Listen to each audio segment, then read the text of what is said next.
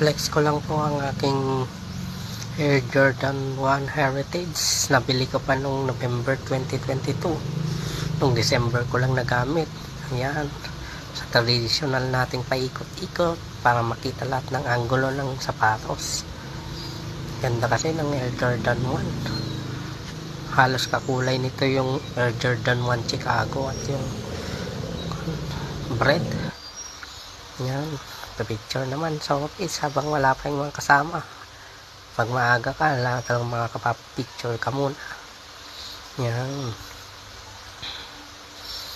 Bagay talaga pang plain t-shirt lang, plain lang na kulay na puti sa Jordan 1. Hindi kailangan na maraming design na okay na yung Mickey Mouse.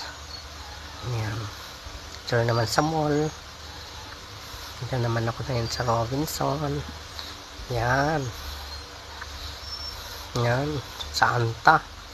Tingin lang, window shopping, pero hindi bumibili. Kahit sa CR, picture din. Yan. So, sa Anta ulit.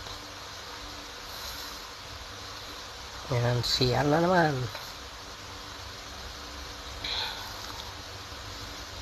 Yan. Sa Anta.